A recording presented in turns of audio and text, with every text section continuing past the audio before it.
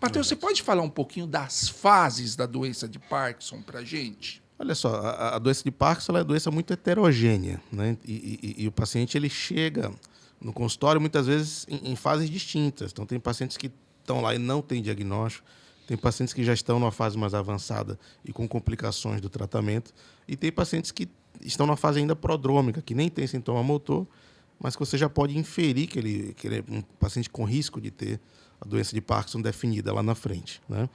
Então, a doença de Parkinson ela tem a fase pré-motora, onde predominam esses sintomas não motores, por exemplo, desautonomia, com constipação, com urgência miccional, né, urgência urinária. Tem pacientes que têm o transtorno do sono REM, tem pacientes que têm depressão, apatia, ansiedade.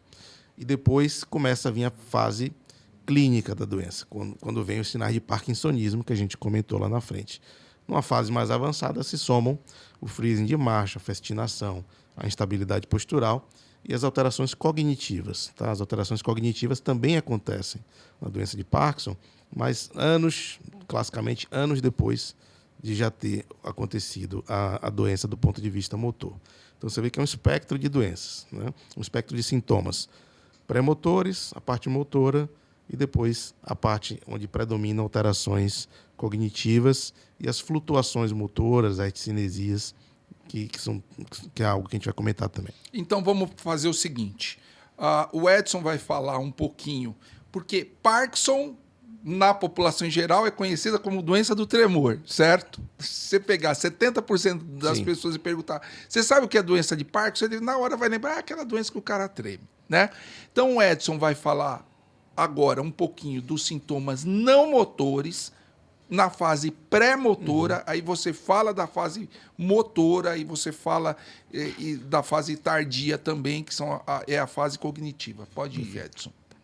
Bom, a doença de Parkinson, na doença de Parkinson, a população conhece praticamente os sintomas motores da doença de Parkinson, mas isso tem uma razão, porque o diagnóstico clínico da doença de Parkinson, os critérios diagnósticos clínicos. Bom, a nossa população conhece a doença de Parkinson através dos seus sintomas motores, né? E isso tem a sua razão de ser. Tem a sua razão de ser porque os critérios para o diagnóstico de doença de Parkinson, hoje, são critérios motores. Só que hoje em dia nós sabemos que existem os sintomas não motores da doença de Parkinson, que aparecem anos antes, anos antes do aparecimento dos sintomas motores. E quais são os principais sintomas não motores da doença de Parkinson? Então, hiposmia, ou seja, diminuição da capacidade de olfato, de olfação, ou seja, a pessoa sente menos o cheiro das coisas. Muitas vezes já vem de anos e a pessoa não percebe. Então, frequentemente eu pergunto para o paciente, o senhor sente bem o cheiro das coisas? Aí o paciente fala, sinto. Só que aí eu pergunto para o paciente, no elevador, quando alguém comenta, nossa, cheiro de pizza, o senhor consegue sentir o cheiro? Aí o paciente começa a pensar, nossa, é verdade, quando as pessoas falam, nossa, que cheiro de pizza, já está na hora da janta, e a pessoa fica pensando, nossa, mas eu não senti. E a pessoa achava que era normal. Porque já tem diminuição do olfato há anos. Ou às vezes não dá nem importância para isso. Sim, né? Perfeito. Que é um sentido que as pessoas... Perfeito. Então, redução do olfato é um sintoma comum na doença de Parkinson. E, claro, hoje em dia, nós temos que fazer o diagnóstico diferencial da redução do olfato associado à possibilidade de doença de Parkinson ou associado a Covid. Covid porque hoje em dia nós sabemos que o Covid causou muita diminuição da capacidade de olfato. Sim. Tá? Então, o primeiro sintoma não motor da doença de Parkinson, nós citamos redução do olfato, hiposmia. Tá? Segundo sintoma frequente, não motor da doença de Parkinson, é a depressão. Né? Depressão é altamente prevalente na doença de Parkinson, né? E pode nem preencher critérios de depressão. A pessoa pode ser de uma personalidade que tenda mais a tristeza, falta de motivação, né? Que são sintomas de depressão. Né? Então, depressão ele é muito frequente, ou sintomas depressivos são muito frequentes na população parkinsoniana. Claro, precisamos tomar o cuidado. Nem toda pessoa que tem depressão tem doença de Parkinson. Né? Aliás, a maioria das pessoas que tem depressão na nossa população não tem doença de Parkinson. E a maioria nem vai ter doença de Parkinson. É importante deixar isso bem claro. Porém, vale a pena nós alertarmos os psicólogos, alertarmos os nossos colegas psiquiatras, né, que depressão faz parte da doença de Parkinson, é muito prevalente na doença de Parkinson e, portanto, aquele senhor de idade que tem a depressão de longa data e que começa a ter alguns traços de lentidão dos movimentos, traços de tremor, vale a pena encaminhar para o neurologista para uma melhor avaliação. Isso que você falou é importante, porque às vezes é mal avaliado, você pode dar medicações que piorem os sintomas motores. Né? Sim, a gente vai ver lá. E depressão ela pode acontecer anos antes dos sintomas motores da doença de Parkinson. Ou seja, pode acontecer anos antes de o neurologista falar, ou o geriatra, ou o médico falar que o paciente está com doença de Parkinson. Tá? Bom, e por que isso é importante? Porque a depressão piora a qualidade de vida. A depressão deixa o paciente e seus familiares sem esperança. Deixa os familiares e o próprio paciente sem vontade de fazer as coisas, sem esperança. Né? A depressão ela é contagiosa. Uma pessoa deprimida pode contagiar os demais entes queridos e a família inteira deprimir. Basta uma pessoa da família ter o diagnóstico de câncer, por exemplo, né? E a pessoa com câncer entra em depressão, a família toda também entra em depressão. Né? Nós chamamos isso de depressão reacional. Né? Ou seja, a depressão é um sintoma ou transtorno psiquiátrico contagiante, assim como a ansiedade. E os pacientes com doença de Parkinson têm depressão e ansiedade. Bom, como terceiro sintoma comum, não motor, posso citar o que o Matheus falou anteriormente, que é o distúrbio comportamental do sono REM. Explica o que é sono REM e o distúrbio. Isso. Quando nós dormimos, na fisiologia normal do sono, o sono possui várias fases. Né? Uma das fases do sono nós chamamos de sono REM, né? Sono em que há rápido movimento dos olhos, que justamente é a fase do sono em que sonhamos. Nessa fase do sono, que é o sono REM, REM é R de rápido, né? Rapid eye movement, ou seja, movimento rápido dos olhos. Né? Quando nós sonhamos e os olhos estão se mexendo, né? No cérebro normal existe inibição do tônus e movimento do corpo. Então, nós estamos relaxados, a nossa musculatura está relaxada e nós estamos sonhando. Só que no distúrbio comportamental do sono REM, essa inibição das vias motoras, ela tem um acometimento, né? Ela deixa de funcionar e a pessoa começa a se movimentar. Por exemplo, se a pessoa sonhar que está jogando futebol, então ele sai chutando. Né? Se a pessoa sonhar que está brigando com alguém, ele pode movimentar os membros superiores. E pode até machucar quem está do lado dele, né? Sim. Então, quando nós perguntamos para o paciente, nossa, você se movimenta? O paciente muitas vezes não sabe. Mas a esposa que está do lado fala, doutor, eu até apanho. É isso mesmo. Né, e às vezes Matheus? o conteúdo do sonho tem uma certa violência, agressividade, perseguição, o paciente está em apuros. Normalmente não é um sonho tão agradável e o paciente ele gesticula o que está acontecendo no sonho dele, que é o que a gente chama de dream enactment, ou atuação do próprio sonho. Então, é um distúrbio que é relevante para diagnóstico e para o próprio paciente e para o acompanhante. Às vezes, isso motiva o neurologista a orientar, olha, coloca grade ao redor da cama, coloca um travesseiro embaixo, tira objetos cortantes próximos, porque o paciente pode se machucar. Eu já tive um paciente que achou que estava pulando de um precipício, ele pulou da cama, bateu a cabeça, fez um hematoma subdural, teve que drenar o cérebro. Você imagina um transtorno causado pelo transtorno do sono REM, né? Então é algo bem relevante. E se o neurologista não perguntar, isso passa batido, né? Porque o paciente não vai achar que isso tem a ver com Parkinson. Então o neurologista tem que perguntar como é que está o sono, de uma maneira geral, e se no sonho dele ele fala, ele grita, ele gesticula, se ele já bateu no companheiro ou na companheira. Então é um tema relevante, tem remédios para isso. Se isso for muito frequente, se for uma vez no mês, uma vez a cada 2 meses, não precisa tratar, mas se for muito frequente, eventualmente vale a pena até medicar, né, doutor? Verdade, verdade. Então, quando nós perguntamos para a esposa, o paciente fala à noite enquanto dorme, aí a esposa fala, nossa, ele fala, grita, né? Aí parece que está brigando, aí a esposa confirma, sim, parece que está brigando, né?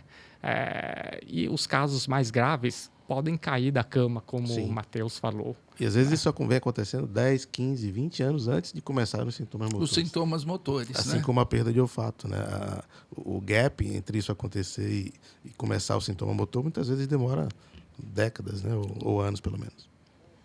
Bom, o quarto sintoma que eu gostaria de realçar é a constipação intestinal, né? O que a população conhece como intestino preso, né? Esse sintoma também pode vir anos antes. É importante nós sabermos que o sistema nervoso entérico, ou seja, os neurônios do intestino, também são acometidos pela doença de Parkinson, né? Quando eu era acadêmico de medicina, fazia pesquisa sobre neurônios do intestino e eu lembro que quando eu procurava na literatura, havia várias descrições de corpos de Levy, acúmulo de corpos de Levy. Aquela proteína, aquela né? proteína que, é o que nós lixo comentamos. nas vias neurais. Isso, acúmulo dessas proteínas nos neurônios do plexo mioentérico, ou seja, nos neurônios que estão na parede do intestino. Em outras palavras, a doença de Parkinson, ela ocorre também nos neurônios do intestino. Ou seja, fora do cérebro, né? Fora do cérebro. Ou seja, ela é intracraniana, intracerebral e também no sistema nervoso extracerebral. Sistema autonômico, né? Bulbo olfatório. Bulbo olfatório, bem lembrado.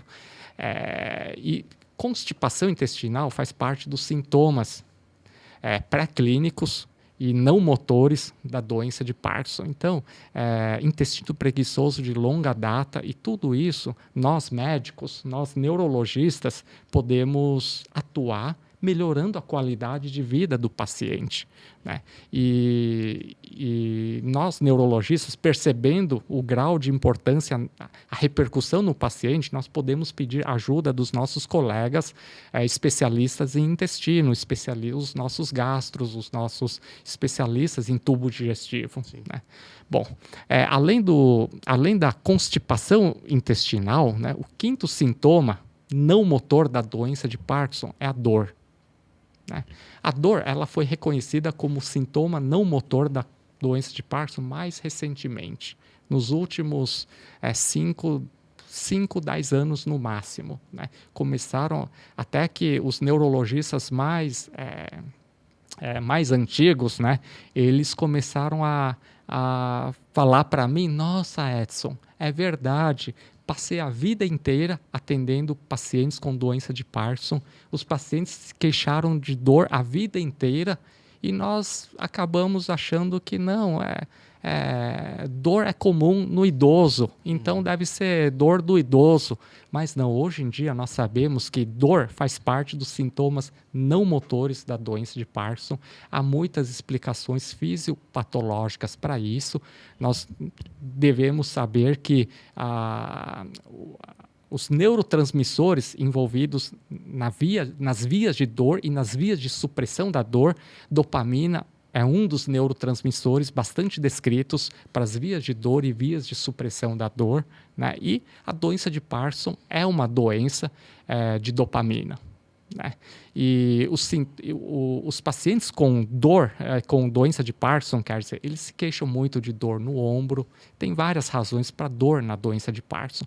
A própria rigidez muscular leva à dor com o tempo, né? A falta de relaxamento leva à dor, né? Outra coisa que leva à dor é a falta de movimento leva à dor. A falta de movimento causa uma hipofunção do sistema que suprime a dor, do sistema supressor de dor, que é alimentada por movimentos. E a doença de Parkinson é caracterizada por falta de movimento, né? Então, só fisiopatologicamente já temos uma hipofunção do sistema supressor de dor, né, na doença de Parkinson. Acho que no podcast de dor, né? A gente falou que o movimento é muito importante para tratar a dor. Sim. Se o paciente não tem movimento, vai ter dor. O próprio imobilismo gera dor. Mas isso é um sintoma não motor, mas é um sintoma mais precoce ou normalmente ocorre quando o paciente já tem o sintoma motor, a dor? Faz parte, inclusive, dos sintomas pré-clínicos da doença de Parkinson. Pode ser pré-clínico. Isso. E pode acompanhar, né, o surgimento dos sintomas motores, perfeito. Mas pode ser pré-clínico. Às vezes uma dor no ombro meio mal definida, o paciente não, né, vai em ortopedista. Quer dizer, que aqui a gente está falando vários sintomas pré-motores e quem está ouvindo começa a ficar preocupado. Não, eu tenho intestino preso, não, eu não tenho cheiro. Não. Claro que é uma constelação. Isso é o especialista que vai ter que ver. Então, uma dor no ombro, até eu tenho dor no ombro. Mas é importante essa abordagem retrospectiva. Exatamente. Quando o paciente tem um sintoma motor. Pode continuar, Edson, por favor. Claro, não significa que a pessoa que tem dor vai ter doença de Parkinson. Sim. Eu também já estou numa idade que eu tenho a minha dor do ombro, né? E eu tenho um tio com doença de Parkinson e eu não estou preocupado se eu vou ter doença de Parkinson. Então é importante... Você não pode sofrer por antecipação, né? Por favor. Né? Quem está assistindo o nosso podcast, não se preocupe. É importante nós nos informarmos. Bom, e além disso, a rigidez causa dor, né? A rigidez, imagine um músculo rígido o tempo todo, acaba doendo, né? E outro fator que gera dor na doença de Parkinson é a alteração de sono, né? A pessoa que tem doença de Parkinson não consegue dormir direito por diversas razões, seja por causa de distúrbio comportamental do sono REM, em que acaba não descansando, não relaxando a musculatura, né? Seja porque não consegue iniciar o sono, né? Não consegue iniciar o sono porque começa a doer tudo, né? Seja porque acorda no meio da noite, não consegue se movimentar, aí começa a doer tudo porque acabou o efeito do medicamento, e não consegue se mover. Porque quantas vezes a gente ficou na cadeira ou deitado na mesma posição e já está doendo tudo e só vai aliviar a dor quando nós nos mexemos na cama, né? Posso complementar? Uma coisa interessante e que a gente vê na prática clínica, que é a dor relacionada à doença de Parkinson, ela responde bem à dopamina. Então, às vezes, o paciente está com uma dor que acorda o paciente à noite. Aí você coloca uma dopamina noturna de liberação prolongada, a dor começa a melhorar. Pô, essa dor é do Parkinson, não deve ser uma dor muscular, não deve ser uma hérnia de disco. Ou o paciente que, quando na fase de flutuação motora, quando ele entra na fase off, ele vem dor.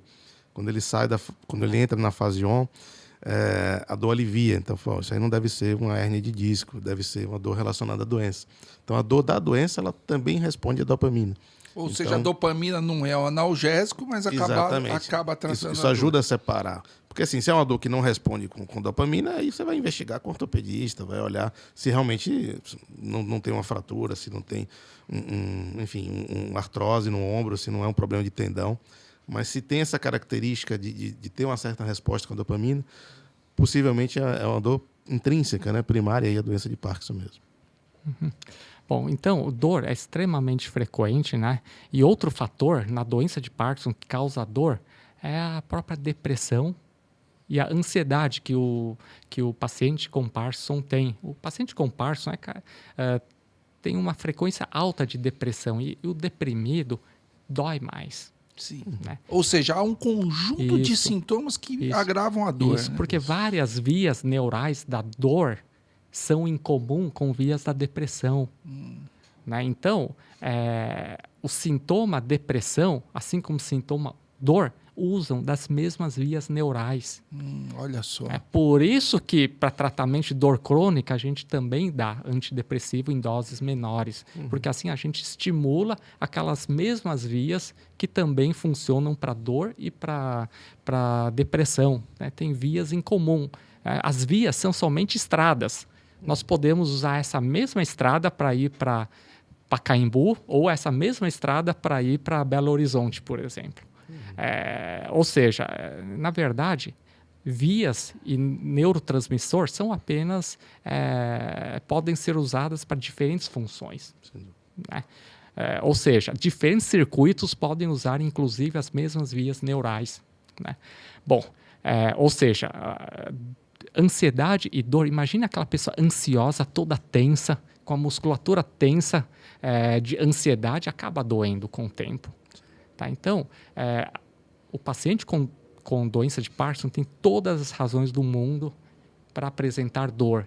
E é importante o médico reconhecer isso, claro, porque uma vez que nós sabemos as causas da dor na doença de Parkinson, nós conseguimos tratar as causas, tratar os mecanismos e melhorar muito a qualidade de vida do paciente. Sim. Tá?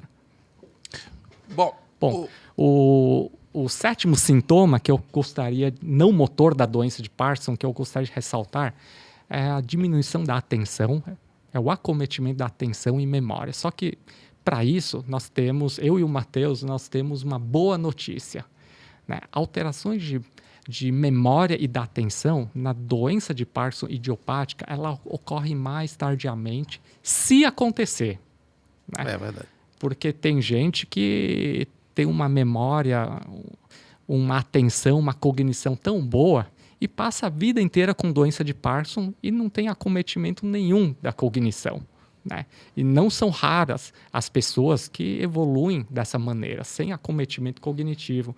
Mas, claro, caso aconteça, ela acontece mais lá para frente, né? E, por fim, o último sintoma não motor da doença de Parkinson que eu gostaria de citar são sintomas de desautonomia, né, que nós não podemos esquecer. E eu tenho uma boa notícia também, o Matheus também. Os sintomas de desautonomia na doença de Parkinson, ela se torna mais importante também lá na frente, né? Nos primeiros anos da doença, a desautonomia, caso ocorra, ela é bem leve. Acaba não judiando da pessoa. Quais são os principais sintomas de desautonomia, Edson? Então, pressão mais baixa, pressão tendendo a mais baixa em condições normais, hipotensão ortostática, ou seja, quando a pessoa levanta, a pressão cai, né? E dependendo de como o paciente estiver, se o paciente estiver desidratado, por exemplo, o paciente pode ter sintomas de tontura ao levantar. Ou até desmaiar, né? Pode até desmaiar. Então, as pessoas com doença de Parkinson precisam se manter hidratadas. Por favor, bebam bastante água. Além faz parte disso, também do exame do neurologista, além de avaliar a parte motora, medir a pressão do paciente deitado e em pé depois de 3 minutos, né?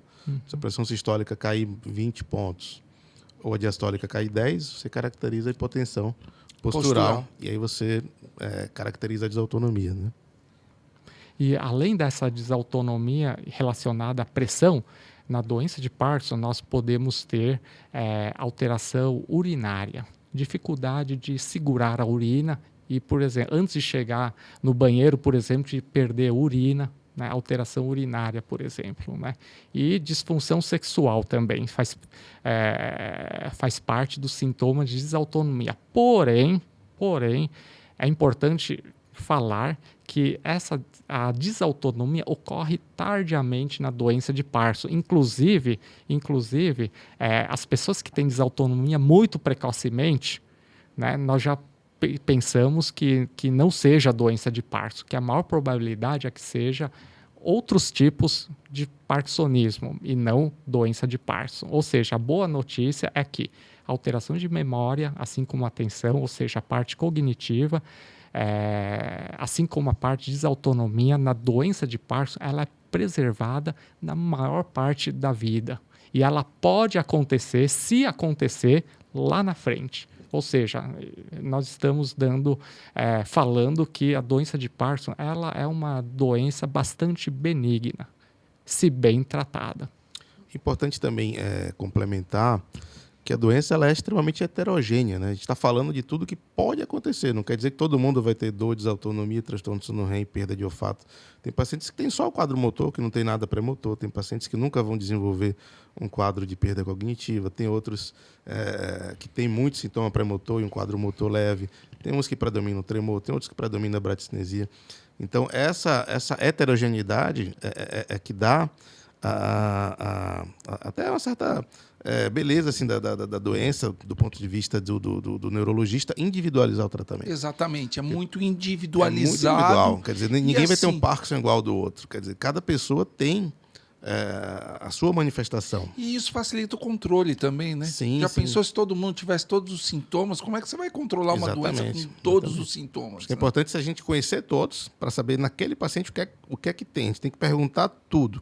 Mas nem todo mundo vai ter dor, nem todo mundo vai ter desautonomia, nem todo mundo vai ter transtorno do sono REM. Mas o médico tem que saber perguntar ao paciente para poder ajudar caso ele tenha. Diagnosticar e tratar melhor, né?